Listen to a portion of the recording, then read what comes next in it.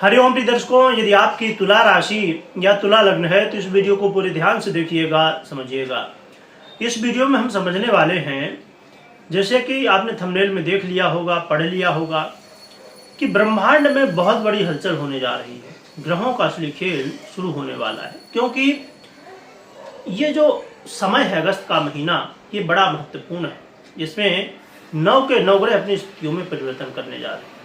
क्या परिवर्तन कर रहे हैं, इसका प्रभाव क्या पड़ेगा, क्या सावधानी रखनी है आपको, क्या उपाय करने हैं, ये सब हम विस्तार से समझेंगे। ये अगस्त के महीने का राशिफल है, मासिक राशिफल है, इसको पूरे ध्यान से देखिएगा। क्योंकि कई बार जब आप कंफ्यूजन में हो जाते हैं, जैसे आज मंगल का परिवर्तन हुआ तो कल फिर सूर्य का परिवर्तन हुआ तो फिर शुक्र का हुआ, ऐसे परिवर्तन होते रहते हैं। आप देखते हैं, कंफ्यूजन में हो जाते हैं, अरे भैया होने वाला क्या है। कभी कोई बता रहा है कि बहुत अच्छा हो रहा है, तो कोई बता रहा है कि बहुत बुरा हो रहा है, पर हो कुछ नहीं रहा। तो ये इसीलिए होता है, जब आप 9 के 9 ग्रहों को अलग अलग देखते हैं, कंफ्यूजन में हो जाते हैं। तो इसीलिए आप इस वीडियो में समझेंगे सभी ग्रहों की स्थितियों को एक साथ में। आइए जानते हैं। तो सूर्य की बात करें तो सूर्य 16 अगस्त को अपनी स्थिति में परिवर्तन करेंगे, राशि परिवर्तन करेंगे और अपनी ही राशि सिंह राशि में गोचर करना प्रारंभ करेंगे। सूर्य के बाद चंद्रमा की बात करें तो ये तो परिवर्तन करते ही रहते हैं 2.25 दिन में। और मंगल की बात करें तो मंगल 26 अगस्त को अपना राशि परिवर्तन करेंगे और बुध की राशि मिथुन राशि में गोचर करना प्रारंभ कर देंगे। बुध की बात करें तो बुध 5 अगस्त को वक्री होंगे, 11 अगस्त को अस्त हो जाएंगे और फिर मार्गी भी होंगे। और बुध के बाद देवगुरु बृहस्पति की चर्चा करें। देवगुरु बृहस्पति राशि परिवर्तन तो नहीं कर रहे, क्योंकि अभी किए थे, अब ये नक्षत्र परिवर्तन कर रहे हैं 20 अगस्त को। और शुक्र की बात करें तो शुक्र अपना राशि परिवर्तन करेंगे, कब करने वाले हैं, 24 अगस्त को। 24 अगस्त को परिवर्तन शुक्र का हो जाएगा। कहाँ पर हो जाएगा, कन्या राशि पर हो जाएगा। और शनि की बात करें तो ये अपने वक्र अवस्था में रह के और चरण परिवर्तन करने वाले हैं। साथ में राहु केतु की स्थिति को देखी जाए तो राहु केतु की स्थिति अभी जस्ट जो पिछला महीना गया जुलाई में, अपनी स्थितियों में इन्होंने नक्षत्र परिवर्तन, चरण परिवर्तन किया। तो देखा जाए तो ये 9 के 9 ग्रह अपनी स्थितियों में कुछ न कुछ परिवर्तन कर रहे हैं। इसीलिए मैंने लिखा कि ब्रह्मांड में बड़ी हलचल हो रही है। ब्रह्मांड के यही ग्रह तो हैं, यही अपनी स्थितियों में यहाँ से वहाँ, वहाँ से वहाँ परिवर्तन कर रहे हैं। इसका प्रभाव क्या पड़ेगा ये समझते हैं। ये जो मैंने तारीखें बताई हैं, इनको ध्यान रखिए। और यदि विस्मरण हो जाता है, भूल जाता है, तो पुनः देख लीजिएगा, क्योंकि अब जब फलादेश हम सुनेंगे इसमें बार बार ये राशि परिवर्तन जो हुए, जो नक्षत्र परिवर्तन हुए, सब काम में आएंगे। तो देखा जाए तो तुला वालों के लिए स्वास्थ्य की सबसे पहले हम चर्चा कर लेते हैं, जो सबसे महत्वपूर्ण है हेल्थ की। तो हेल्थ बहुत अच्छी रहने वाली है। हेल्थ में यदि कोई समस्या थी वो दूर होने वाली है और हेल्थ में कहीं ना कहीं इम्प्रूवमेंट होने वाला है, लाभ होने वाला है आपको। परंतु जैसे ही शुक्र कन्या में जाएंगे तब फिर आपको सावधान हो जाना होगा। कन्या में जैसे ही शुक्र गए कि स्वास्थ्य की समस्याएं फिर आपको देखने को मिलने वाली हैं। और इस समय स्वास्थ्य की समस्या तो बढ़ेगी, मानसिक तनाव भी बढ़ेगा और साथ में संघर्ष भी जीवन में बढ़ेगा।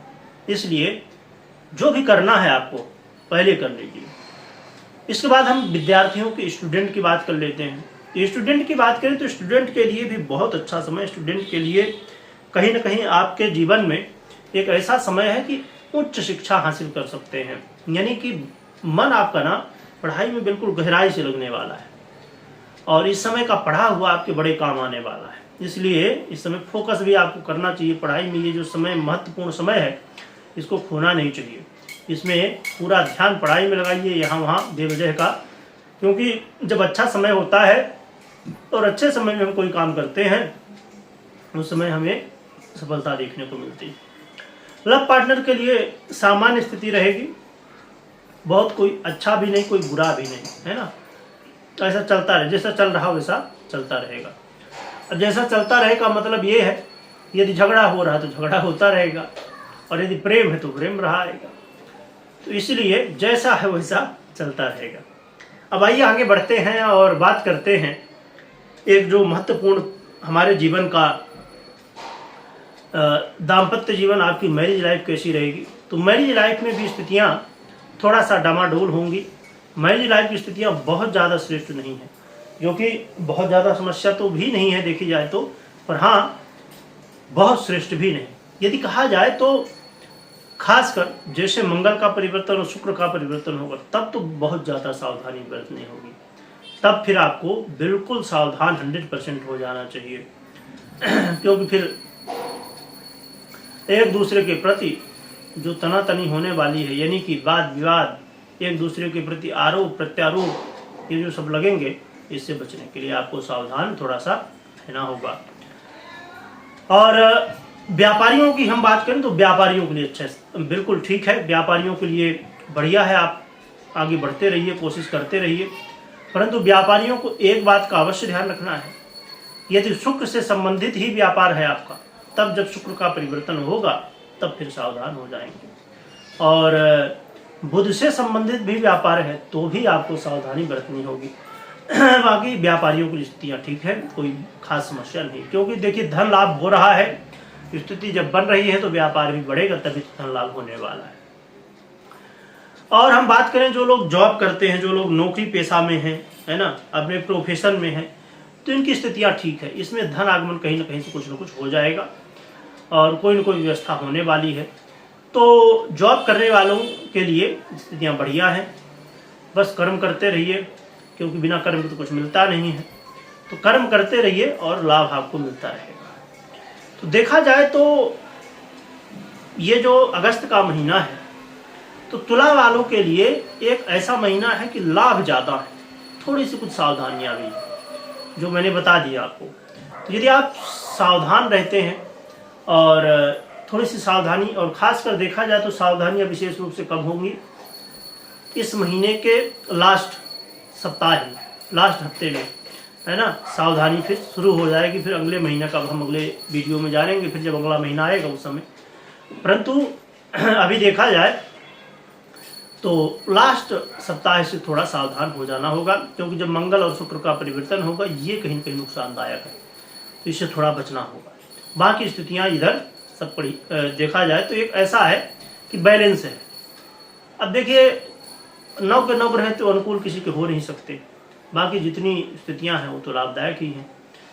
अब हम उपाय की बात करते हैं, उपाय अवश्य आपको करना चाहिए।